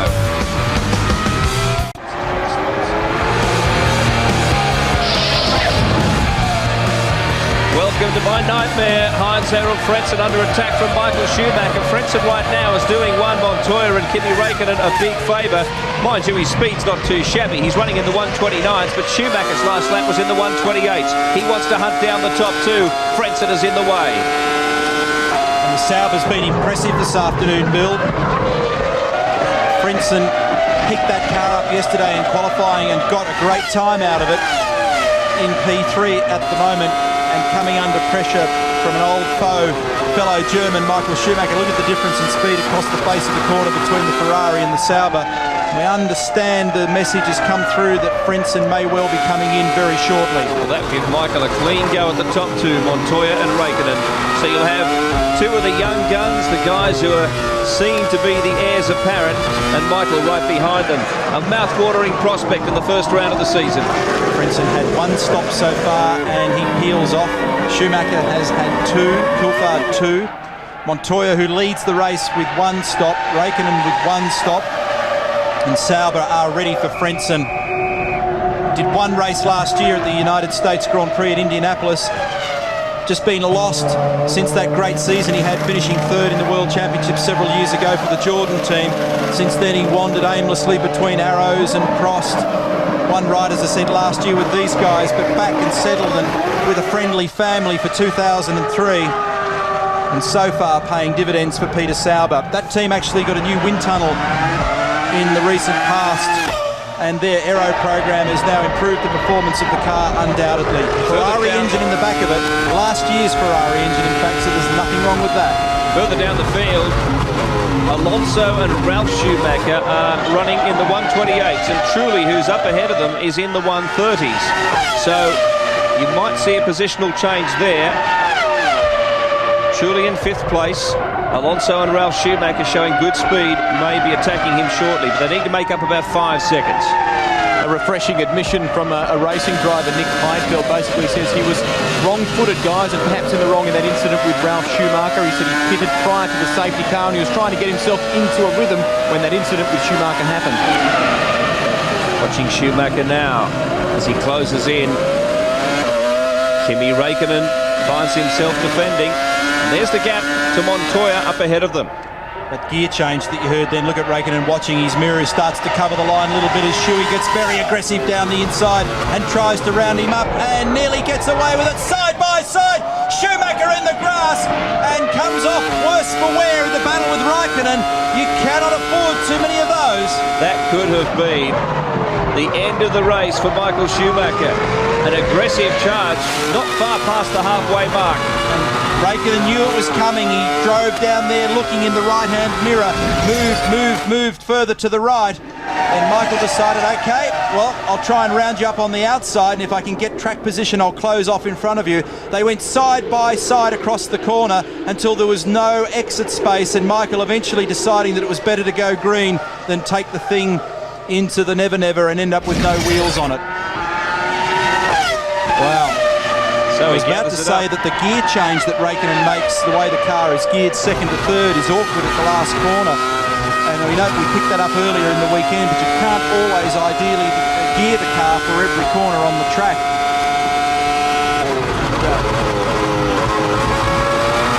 Oh no, the message we have just been passed is amazing, folks. The man that we are looking at in the front of this field, Kimi Raikkonen, has received a drive-through penalty for speeding in the pit lane. Kimi Raikkonen, the leader of this race, will be penalised for speeding in pit lane. Well, Schumacher is suddenly in good shape. Don't forget Juan Montoya, 16 seconds in front. We're not sure what the Williams strategy is, whether he'll be coming in again before the race is over, or if indeed the Ferrari will. And Ferrari will know this now. They will have seen that message go out to the teams. And the message to Michael will be, don't put yourself or the car at risk. Let him go. He's not a factor anymore. What a shame. Raikkonen within striking distance of at least the podium position here. David Coulthard still there for McLaren. Well, the human side of Formula One, despite all the technology, has made the headlines repeatedly over the course of this weekend. Whether it's pressure for a one-lap qualifying, whether it's pressure when two cars arrive together in the pit lane, whether it's pressure and your speed in the pit lane. But all across this weekend, the shake-up in these rules have certainly had their effects. Raikkonen's just found out on the radio. He'll be coming in. You'll see Schumacher giving plenty of room. Now, we've got a list, and again, it's very difficult to precisely pinpoint strategy, but still to stop again Those include Michael Schumacher, brackets most likely but not guaranteed, Ralph Schumacher, Juan Montoya, Jarno Trulli, Fernando Alonso, Jacques Villeneuve as Kimi peels off into the pit lane entry, and Jenson Button. Well, Alonso's shown great speed, Neil. He's in the 128s consistently. So is Ralph Schumacher behind him. And Alonso, in fact, is only 1 second behind his teammate, Trulli. It's a drive-through, not a stop-go. So driving through 80 Ks for Kimi Räikkönen. BAR also preparing to stop past that white line and back to full racing speed. And look where that drops Räikkönen in the order. Down there battling with the Renaults, which were 5th and 6th. So Räikkönen drops in 7th. And that shows us the margin I was just talking about between the teammates there, Alonso and Trulli. Order at the moment is Juan Montoya, Michael Schumacher, David Coulthard. 38 laps down of the 58-lap Foster's Australian Grand Prix for 2003. Antonio Pizzoni and Jenson Button both arrive. And look at the size of that crew going to work on both cars. What a day for Button. A huge fuel hose and rig apparatus. Button gets out in front of Pizzonia. Remember, his teammate Webber has gone out if you've just joined us. Rear suspension failure for Mark Webber's car when he was behind Michael Schumacher and looking strong in the opening segment of the race. And so the R4 Jaguar on the surface appears to be a better car for 2003. Montoya leading Schumacher by 17.5 seconds. Then we have Coulthard. Another 9 seconds further back. In fact, Montoya's increased his lead, and this might be why. Michael going right across the top of the Vallelunga curbing on the exit of 12, and these cars are fragile underneath, Bill. That's the sort of damage that was done to Kimi Räikkönen's car yesterday, and remember the great long spare parts list I read out before the start of the race? Let's hope Michael doesn't have damage as a result of that one. An extraordinary battle unfolding here. Will Montoya make another stop? If so, when? Schumacher, will he make another stop? Coulthard 10 seconds behind Schumacher now. That's your top 3.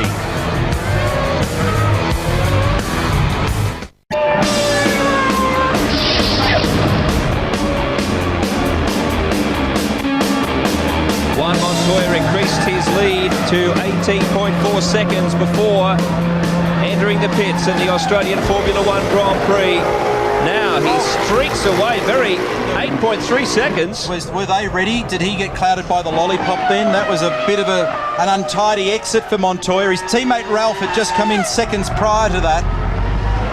And, well, that might almost be worth another look, because I'm not 100% sure that they were ready for that car to depart. Well, now we have a situation where Michael Schumacher is back in the race lead. Coulthard second on track ahead of Trulli. Räikkönen. Montoya has slotted himself back into the order of things as we see a Renault in the pits. Alonso has finally come in and out again. And I keep referring to the track speed he was showing. 7.7 seconds. Here we go with both Renaults. And Kimi's gone off. It's at the exit of 14, and that's a wild ride. And these things don't have an awful lot of suspension travel, front or rear. And we've got a little bit of the floor broken. Remember, I referred earlier, in fact, a lot of damage. Look at the front of the floor there. You can see it flapping under the front of the car, apart from that barge board damage to the left. Remember, I made mention of him climbing the exit curb at 12, and that's what happened to Kimi yesterday, because off the back of the curb, the dirt digs out behind it, and so the car just doesn't have enough ride height to be able to straddle it without belting the underbody of the car. Juan Montoya 4.5 seconds behind Schumacher now, but Schumacher with a bit of drama. But generally, Montoya in pretty good shape. Now we find out the truth of the difference. 11.7 seconds. Had the word passed through that Williams believed that the stop was secure, all the work was done, but Montoya got a bang on the head by the lollipop just for good measure, so those two can enter into that debate at the end of the race. So hopefully all is right and safe with that car. Ferrari, Williams, McLaren, that's the order. Coulthard 3 seconds behind Montoya and 14.5 seconds off the lead. being shown to Pizzonia for the fact that the leader is coming up, and he quite wisely pulls over and lets him through, because tenths of seconds are critical here at the moment, and we should keep a weather eye on that underbody and floor area on the Ferrari, because that will upset the balance of that car. Well, he just did a 1:27.9. Keep an eye on those times as well. He's clearly the fastest. There goes the right-hand barge board, Bill, and the other danger here is that you can't afford for that bit of componentry to go into the right rear tyre, because it will puncture the Bridgestone, and he'll probably be able to hear that from the cockpit, because it'll be down the road. Damage to the underbody on the Ferrari. It's flapping at the front of the floor. There's the barge board on the right. Trouble, difficulty, trauma for Michael Schumacher. But his lead increases over Montoya. He is wrestling to get away for what looks to be the inevitable pit stop. But who's to know today just how this race will turn? Montoya running in the 1:29s. Here's another look. And there it goes. Doesn't fully detach from the car. And obviously this is an issue for not only the Ferrari team, but also the other cars following. Carbon fibre is very strong and very dangerous stuff to run over, because it will pierce a tyre very, very easily. And also you don't want to pick it up and get it into an intake on the side pods of your car either, because it could have catastrophic ramifications. We go on board again with Michael, and this terrific shot shows how busy he is at the wheel and what the effects of the loadings are around this circuit. Well, she's starting to look like a bit of a beat-up speedway car. The front of the floor's damaged, the left-hand part of the floor's damaged, the right-hand barge board's come off. And this puts on question mark over whether or not there's going to be any further problems with the floor. I tell you what, he's done a lot of damage to it there. You can see the damage around the front of it. Well, Jarno Trulli is going to make a pit stop, we understand, his second, and he's running fourth on track at the moment. This is a curious situation. It'll be a great effort if Schumacher can hang on from here. I bet they didn't model this in the wind tunnel. Jarno Trulli enters pit lane. That gives Kimi Räikkönen fourth position on track. Schumacher leads the race. It's 13 seconds as Trulli comes in now. The margin between Schumacher and Montoya, it's increasing in spite. I'm hearing that Michael is going to pit this lap. Well, as Trulli departs, so Michael leads. He's got bits scattered everywhere on this car, which they will inevitably yank off and take the opportunity to replace tyres and put some fuel in that car to get him to the end.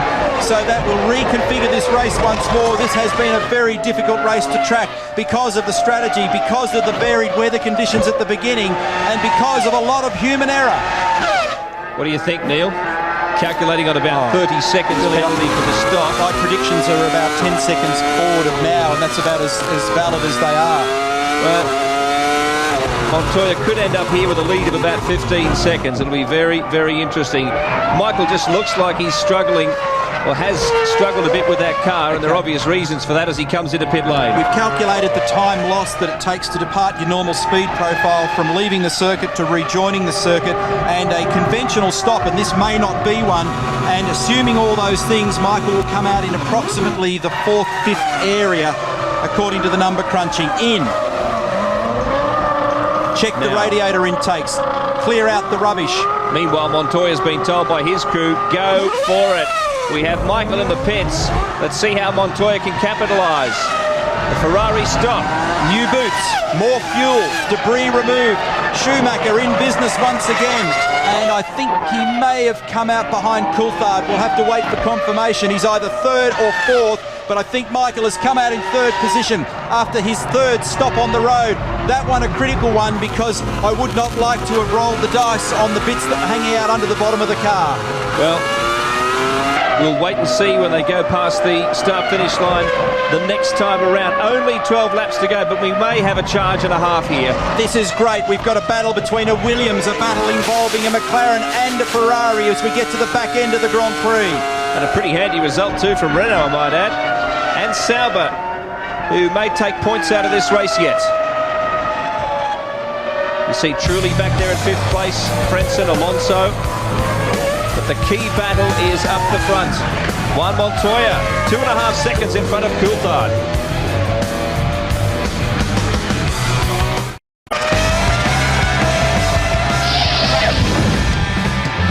We're back until the end of the Australian Grand Prix with a new race leader. Yes, David Coulthard. After this happened, Juan Montoya had great track position, lost it, managed to gather it up without backing into the Foster sign. Just kisses the tyres, Neil, and these things are not that hardy. No, and this is a great advantage for David Coulthard. And it's a little bit hard to analyse precisely why that situation unfolded, but Montoya, for whatever reason, makes a critical mistake at a critical time, and he got back on the radio straight away and apologised to the team. So Coulthard, Montoya, Räikkönen, Michael Schumacher, Jarno Trulli, the Williams BMW team, tired from the long journey across from the UK and the hard winter testing slog, and a pretty busy weekend. Well, a mixture of disappointment, fatigue and wry smiles, I suspect, with 10 laps to go. Coulthard by 11 seconds. He passed Montoya, you saw that in the replay, and then built an 11-second lead. But he is only 1.1 second ahead, Montoya, of Räikkönen, Coulthard's teammate. So you can bet, there he is, you can bet Räikkönen will be applying the pressure now to Juan Montoya and chasing a 1-2 finish here for McLaren. Räikkönen was very wide that time at turn 15 as we go on board with David Coulthard, the Scot. The winner of the Australian Grand Prix in 1997, will he pick up a second victory in Australia? Well, Michael Schumacher's in 4th place. He's 14.3 seconds off the pace, though. He'd have to do better than a second a lap on the leaders to make an impact here. And they're all running in the 129s, incidentally. Michael, the fastest of them, I might add, on the last lap was a 129.01. The others were Coulthard, the race leader, a 129.2. The guys behind him, Montoya and Räikkönen, in the 129.6s. So Coulthard's lead is looking good. Schumacher might just buy his way onto the podium here. He's only 1.8 seconds behind Räikkönen. A great battle for the minor placings. This would be a critical and important, strong start to the season for David if he can pull off a win. Bad year last year for 5th in the championship. The year prior, 2nd. He was 3rd in 2000, 3rd in 98 and 3rd in 97. He's had a long and very successful history with this team. Don't forget, no team orders allowed this year. It's a very hard thing to police, but why I'm saying that is Räikkönen has yet to win a Grand Prix. Of course, Coulthard, we know, has won before, but Räikkönen might just be a factor if something goes wrong. There's still a little ways to go. Darryl. Yeah, an important thing to think about in Montoya's pit stop there the second time around. He didn't take new tyres on board. It was only fuel, so maybe tyre wear was a critical factor in that spin. Just scrolling through the drivers out of this race, Australia's Mark Webber among them, but we still have 13 cars out there. Big improvement on last year, that's for sure. And what a battle for the win. The strategies that the FIA have really imposed through their new qualifying system have certainly shuffled this field dramatically. And the uncertainty has made it all the more interesting. 8 laps to go. Coulthard 11.7 seconds ahead of Montoya. 0.6 seconds to Räikkönen. He's pressing here for a 1-2 finish for McLaren. That's where the pressure is at the moment. Michael Schumacher nearly 2 seconds behind Räikkönen in 4th place. Here's the battle for 2nd, 3rd and 4th. Montoya just ahead of Räikkönen, and there is Schumacher in the Ferrari. Radio message to David Coulthard from the McLaren Mercedes team for a mapping and configuration change on the steering wheel to look after the engine, look after the engine. Schumacher, remember, is on a massive winning streak here. It's been a long time since we've seen anything but red on the top of the podium. What a day for the key players. A wet, dry start. Some chose slicks, some chose wets. Michael Schumacher made a mistake over the curbing at turn 12, and that cost him. Juan Pablo Montoya, a mistake at turn 1 with a spin. Ralf Schumacher, a mistake exiting the pits, a spin at turn 1. Kimi Räikkönen, a mistake speeding in pit lane and off the road, also exiting 14. And David Coulthard, one of those that started on wets that had to take that earlier stop to get on the right rubber and has slowly but surely recovered. We all tend to forget just how long and grueling a Grand Prix can be. And at this point of the race is where physical fitness and mental application really hold their own. Now, the track's dirty. The air is thankfully clear, and so it is ahead of David Coulthard. Montoya second, trying to hold off Raikkonen, half a second between them. There it is, Schumacher closing in. 1.3 seconds the gap now, as he tries to snatch a podium finish here. As it's all shaken out, Frentzen has dropped back into 6th, but that's still a good outcome at the moment for Sauber. So Coulthard, Montoya, Raikkonen, Michael Schumacher, Jarno Trulli, Heinz-Harald Frentzen, Fernando Alonso and Ralf Schumacher in position 8. That's the points. And there's the list of those that are out of the game. And here is the battle between Montoya and Raikkonen. Twitch there on the car as Montoya gets on the gas on the exit. Raikkonen closing in, Schumacher almost making it a line of 3. And Michael is on the gas, closes half a second on that lap alone. He has got the fastest car on the track at the moment relative to all the front runners, and Michael Schumacher is trying to close that gap.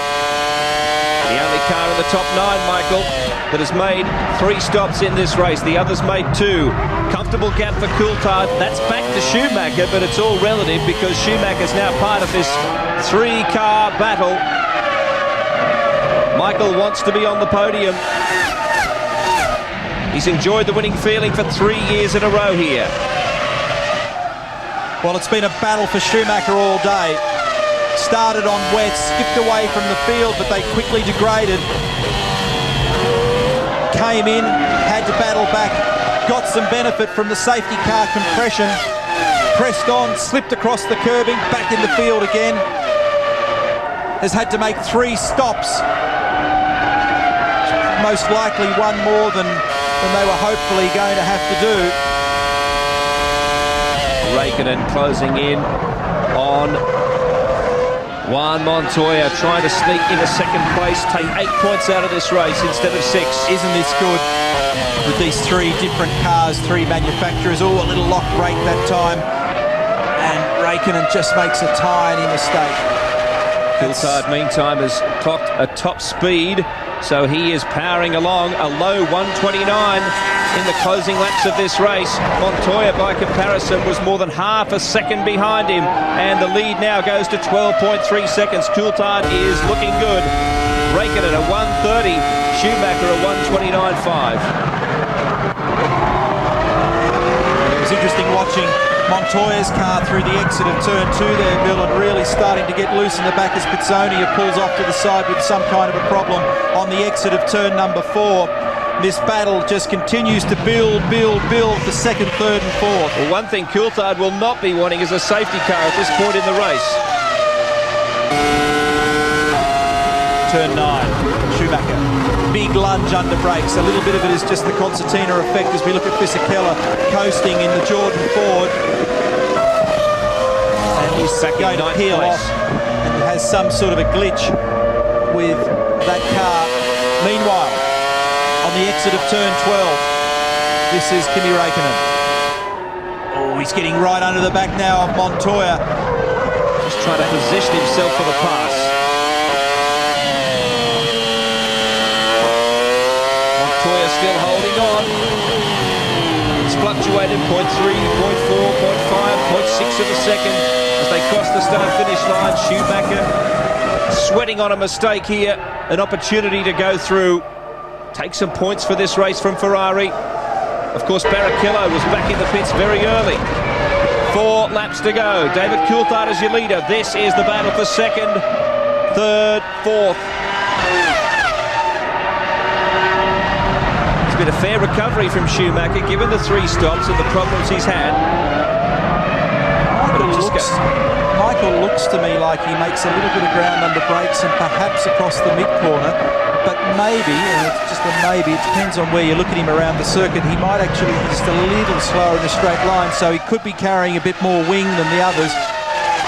But is not quite in touch at the moment, and Montoya has also just opened up the gap very fractionally. In fact, the gap between the three of them has just split out a little. Meanwhile, Coulthard has that 13.2 second lead and still remains on target for his second Australian Grand Prix.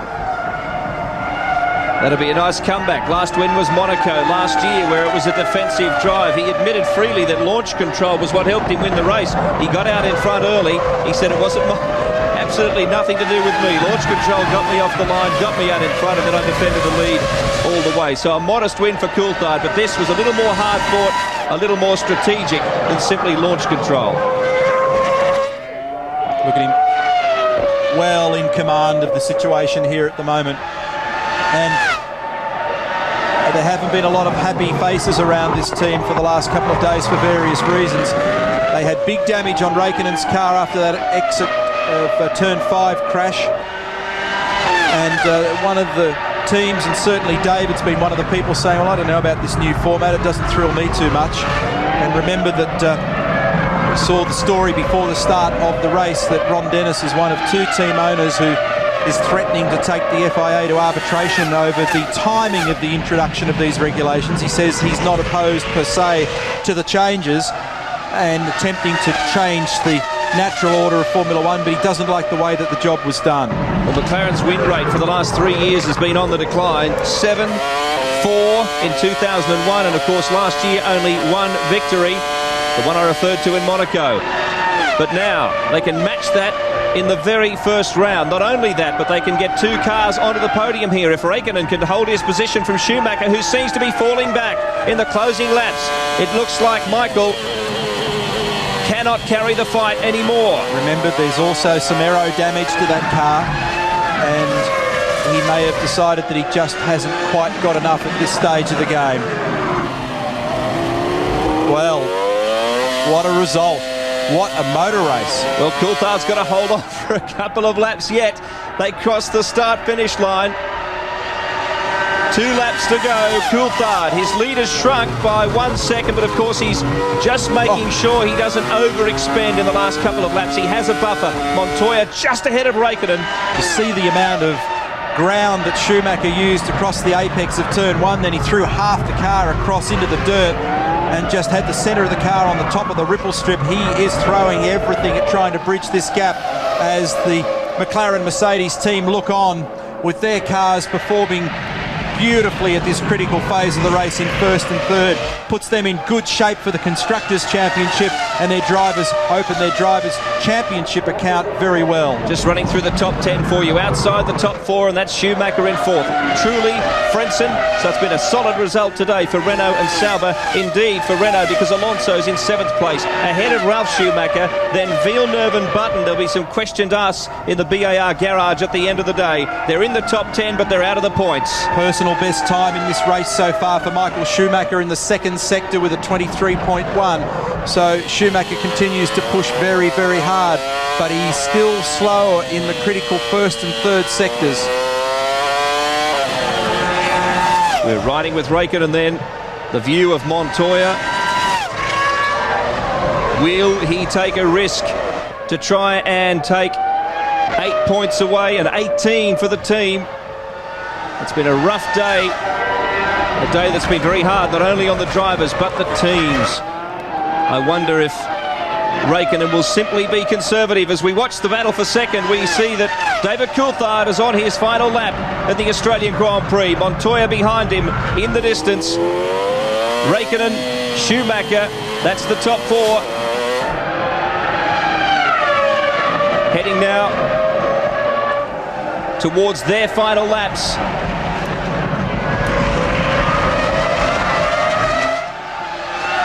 But it looks like Kimi Raikkonen is going to conserve 3rd position here. There's nothing drastic from these drivers. The crowd starting to break into applause for what's been a wonderful battle among these top 4. Jarno Trulli doing a pretty good job, but he's 26 seconds further back in the field. And one of the other significant remarks that needs to be made at this point in the race field is tyres. Michelin 1, 2 and 3, and Michael, the first of the Bridgestone runners, in position 4. Left-hander for David Coulthard. Right-hander, the last corner for the Scot as he lines up on the start-finish straight for the last time. David Coulthard crosses close to the flag because it is his victory in the Foster's Australian Grand Prix. McLaren strikes the first blow in the new era. Across the line in second, Juan Montoya ahead of Raikkonen. A wonderful result for McLaren, and Michael Schumacher cannot get on the podium in his attempt to win 4 in a row. But what a battle. David Coulthard, I wonder if he is wearing his lucky undies today. He wore them for a long time in his career. They were given to him by his auntie. I don't want to really know. But there it is. Jarno Trulli will be 5th and has just crossed the line. But this could be the sign of a comeback for McLaren. Williams took over in the constructors' battle between those two teams. David was very marginal on fuel at the end. The radio message has just been given to him. Slow on the in-lap, please. You're marginal on fuel and also borderline on weight. Well, he's had a pretty good record here. That's his second victory in the Australian Grand Prix. He's had a couple of seconds here as well.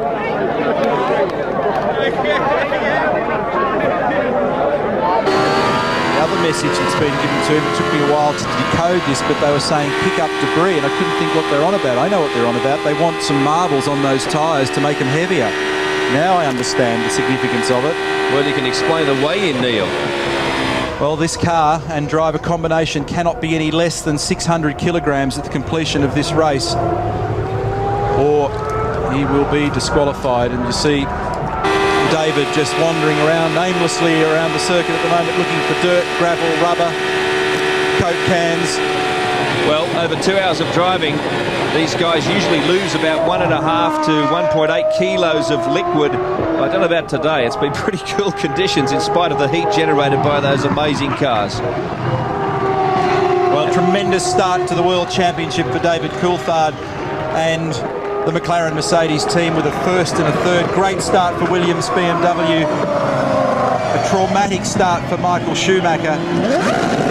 There was encouragement, though, for teams like Renault and Sauber. Indeed, Jaguar, in spite of Mark Webber's problem, he did show some speed. As we look at the top 10 here, BAR, as I said, will probably have some strategic questions to ask, but in terms of car speed, well, they certainly did show glimpses of form, and there's a long way to go in this championship. Bottom line, though, at the very least, we'll see that McLaren and Williams may be more consistent in their challenge to Ferrari this year, so that at least gives us 6 guys at the top of the order who are capable of winning races. And we look further down through into the retirements now, starting with, well, we saw Fisichella, Pitsonia, Panis, who was penalised as well as making the retirement. Wilson, of course, Australia's Mark Webber down there fairly early in the race. And Barrichello, he's not having much luck at this Grand Prix in recent years.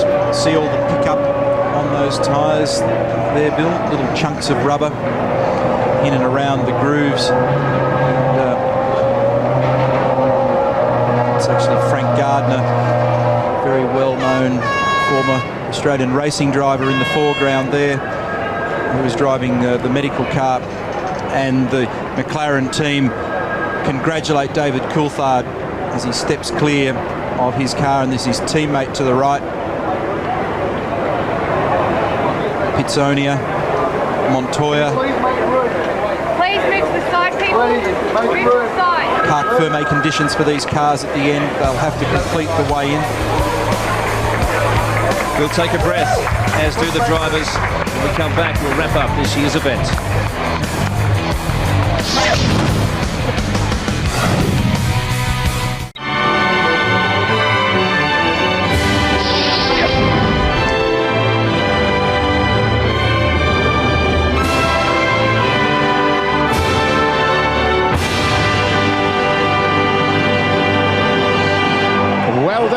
To David Coulthard, the winning driver, the trophy presented to him by the Honourable Steve Bracks, MP, the Premier of Victoria.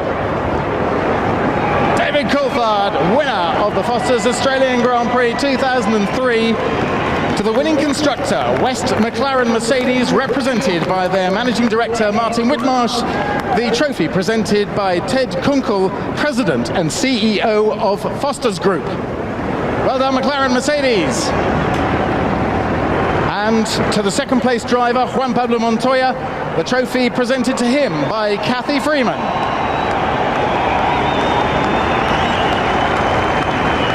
And to the third place driver, Kimi Räikkönen, the trophy presented by Colin Osborne, the president of the Confederation of Australian Motorsport. Well done, Kimi. And there is the first podium of 2003, and the champagne flies.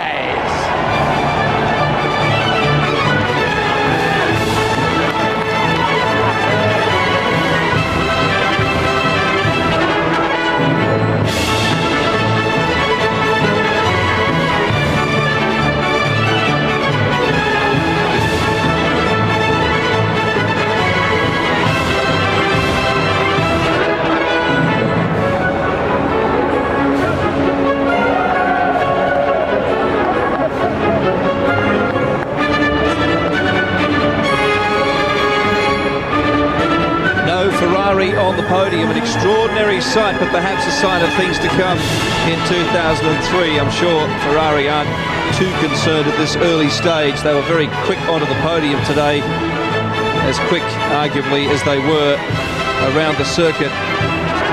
McLaren and Williams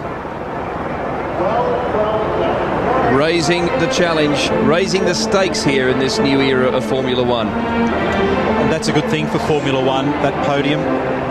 McLaren and Williams being competitive, and Ferrari obviously in the game. Mistake from Rubens Barrichello early in the event, proving very costly for him. And there's the point situation.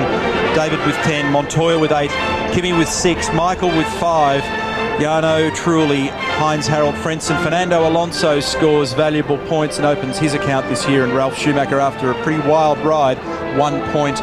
And obviously no points outside the top 8. 16 points to 5 lead over Ferrari in the Constructors' Championship, which is significant as well if they can hold their form.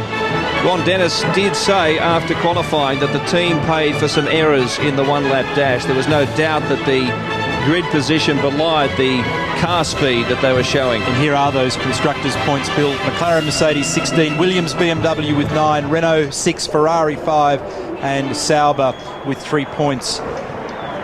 BAR, Honda, Minardi and Jordan still to score 6, 7 and 8. A lot of encouragement for Renault there, and indeed other teams that are around that level. All new engine this year, and certainly at this stage it seems like they've achieved the cooperation they were seeking between the chassis and engine departments, which is, since they became one entity, not always been the smoothest of processes. Both cars finished in just 5 out of the 17 races last year. For Renault today, they've managed to achieve it in the first round, so that's good. And like McLaren, the drivers did make a few errors in qualifying.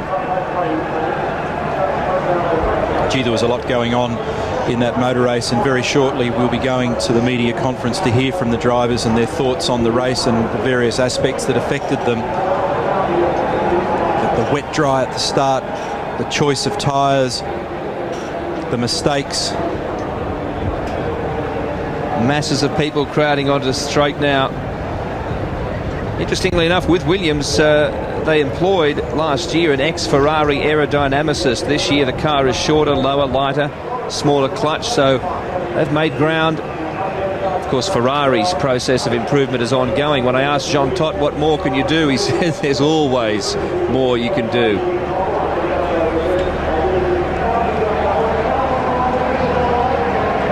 And Mark Webber, if you only joined us in the late stages of the race, did finish early, forced to retire, but some encouraging signs there too for Team Jaguar.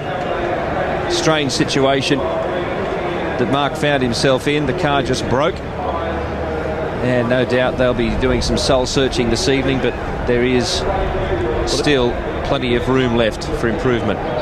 It had good pace, probably broke something over the top of a curb somewhere, and at the time he was really shadowing Michael Schumacher, despite the fact that at that stage the race was just beginning to shake out as to who was on what tyres.